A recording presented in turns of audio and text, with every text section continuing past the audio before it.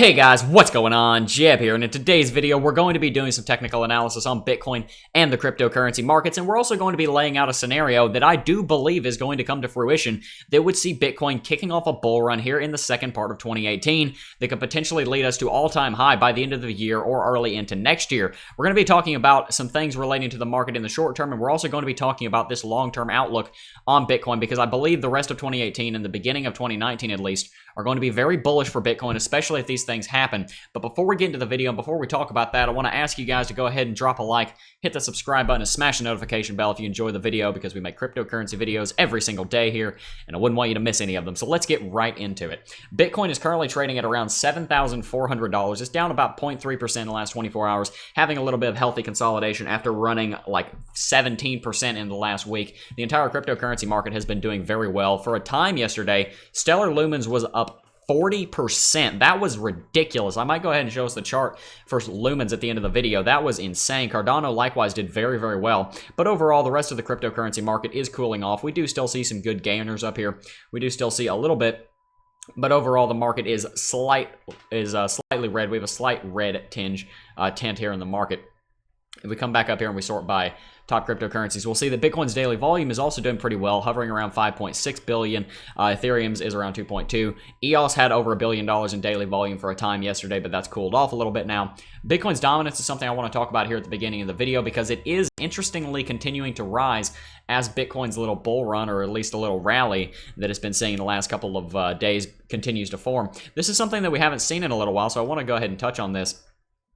Over the last, well, pretty much for most of the year, Bitcoin's dominance has had an inverse correlation with its price action. So what that means is that when Bitcoin's dominance has been going up, Bitcoin's price action, and therefore the rest of the cryptocurrency market, has been going down. For the most part anyway. For right now, though, it seems that Bitcoin's dominance is continuing to creep back up, even though Bitcoin's price action is going back up. One of the reasons that that is happening is because, well, definitionally by total market capitalization statistics, one of the reasons that's happening is because Bitcoin is leading the charge here. Bitcoin is actually the one that broke the inverse head and shoulders pattern and kicked off this little run. Of course, we are seeing other altcoins like Stellar Lumens do very well, but Bitcoin is seeing most of the bullish action lately, and right now it looks like it's going up. It might be funny if we see another breakout on camera. That was awesome the last time that happened. But Bitcoin's dominance has been continuing to go up. That wouldn't have been that wasn't necessarily a good thing in the past because, like I said, that was normal. There was normally an inverse correlation there with the price action, but right now it seems to be actually okay. So I'm not very concerned about that. Total market capitalization is hovering just under $300 billion. I believe that's all we wanted to cover on CoinMarketCap, so let's go ahead and jump over to the Bitcoin chart. Also, guys, if you've been watching videos lately, you'll probably have realized that the videos were at like 1 frame per second. I couldn't figure out why that was happening. I think I figured it out now. This video should be better.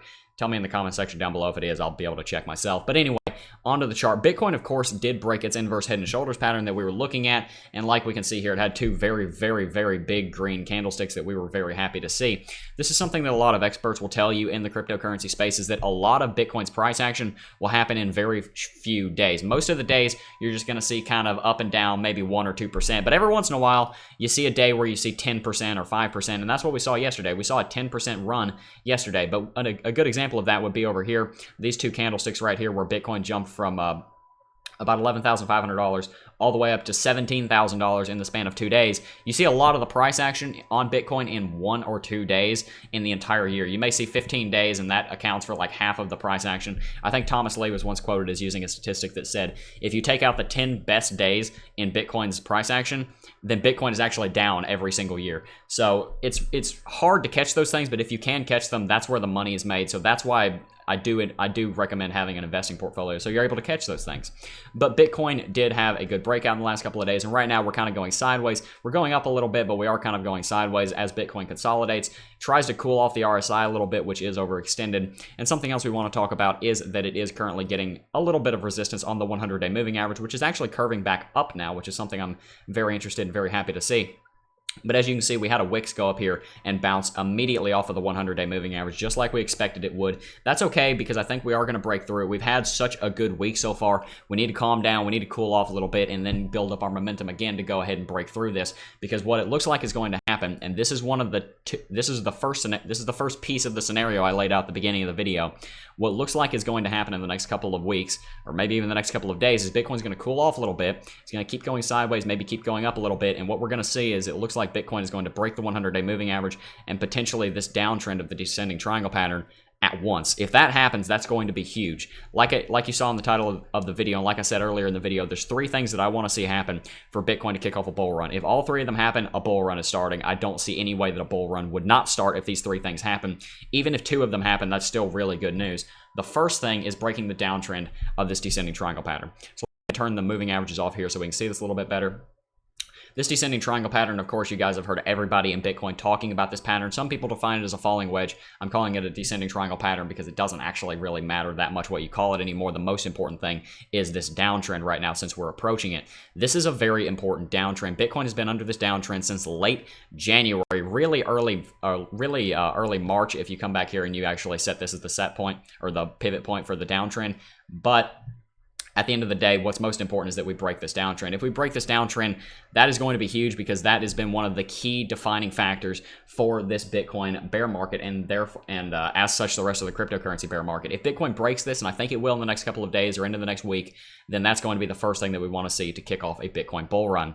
Now, for that to happen, we are going to have to break the 100-day moving average just like we were talking about. And one of the things that in the short term anyway concerns me is the RSI. The RSI is very overextended right now. We're up on 67, getting into overbought territory on the RSI, which, like I said, does concern me. Bitcoin right now is kind of just saying to hell with the bears and kind of the chains are off and it feels like the bulls are just running. But technically speaking, Bitcoin does need a little bit of time to cool off, and it would be nice to see that RSI cool off a little bit. I'd be okay with Bitcoin trading sideways for the next couple of days and the altcoins continuing to run just a little bit and consolidate, even if whichever one.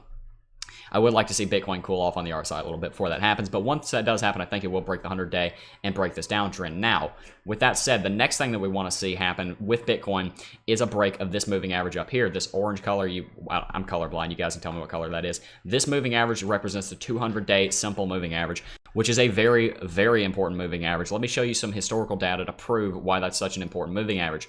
Bitcoin was never below the 200-day moving average. Not a day, not an hour, not a minute in 2017 was it below the 200-day moving average. It never went down and touched the 200-day moving average. And of course, 2017 was one of the most bullish years in the history of Bitcoin and the cryptocurrency market, and we were never below the 200-day moving average. That's because the 200-day moving average always represented, and guys, I was doing TA and trading back here. The 200-day moving average, the 200-day simple moving average always represented sort of this moving average that was worst case scenario. It's like, okay, break glass, pull out 200-day moving average, and then use that to support the bull market so that we don't go into an extended bear market. And unfortunately, in early 2018, we actually broke it and kind of started the bear market that we're currently in when we came back here and pulled back to 6,000. And then we properly broke it when we pulled back to 6,500 again back over here in early April. The 200-day moving average is one of those moving averages. It's one of those indicators that you can kind of use to define when Bitcoin is in a bull market or a bear market. People use all kinds of things. People use like the 20-day exponential, the 20-weekly exponential moving average. That's another one that people use. But one of the things that I use to define when Bitcoin is in a bull market or a bear market is where it is in relation to the 200-day moving average, because it's been so powerful in the past. If we come back here into October of 2015, let's see if we can find it. It's back here somewhere. My chart's lagging. Sorry about that, guys. Where is it? But as you can see while I'm scrolling back through here, Bitcoin never fell below the 200-day moving average. After it broke it back here on around October the 12th back here in 2015. When it broke that, it never once went back below it until about 6 months ago when Bitcoin initially pulled back to $6,000.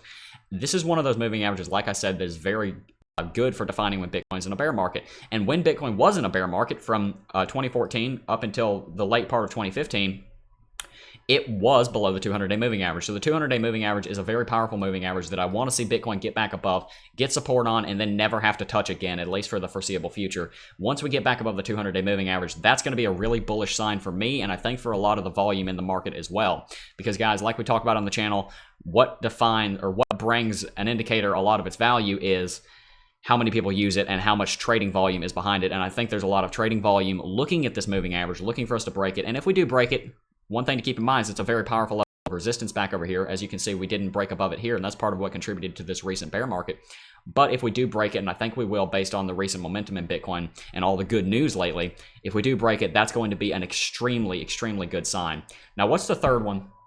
A lot of you guys were probably able to guess what the third indicator I'm looking at to kick off a bull market is, and that would be the approval of the Bitcoin ETF as proposed by VanEck and SolidX.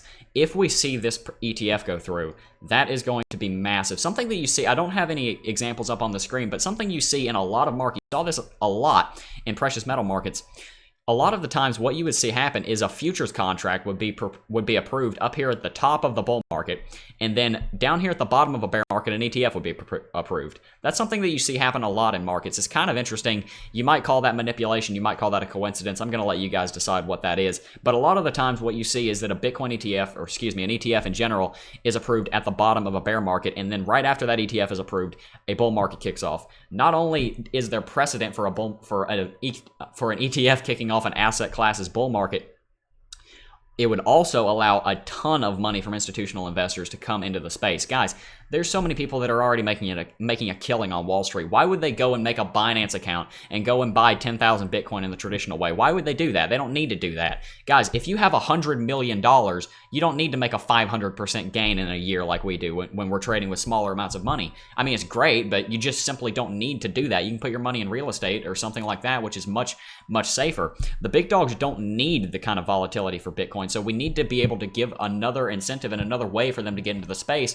so that they can actually start pouring their trillions and trillions and trillions of dollars that's parked in Wall Street and in real estate into the Bitcoin and the cryptocurrency market. And one of the ways that we can do that is with an ETF. And when this ETF gets approved, because I very much believe that it will, there's been overwhelming support from the community as far as giving comments to the SEC, telling them to hopefully please approve this. If this gets approved, it's going to be huge. We've talked about this on the channel before, guys. If you're interested in learning more about the Bitcoin ETF, there's a video up here in the top right. This is going to be massive. I think it's going to be approved, and the approval date, a lot of people, including myself, falsely said that it was going to, that the deadline was August the 10th, but actually it's based on 45 days after they give it to the Federal Registrar, which was like 6 days after. So actually the date is August the 16th. They will approve it by August the 16th. And if they extend it, it's 45 days after that, which I believe is September the 24th. So before the end of September, we should have a decision from the SEC. We should know if the Bitcoin ETF is going to be approved. And if it is approved, trading is slated to start in Q1 of 2018. Now, guys, the actual utility of the ETF is not exactly what I'm talking about here when I'm talking about kicking off a bull run. Simply the news of the Bitcoin ETF will lead to massive, and I do mean truly massive, Bitcoin price action. Let's go over these three things that I've talked about again here.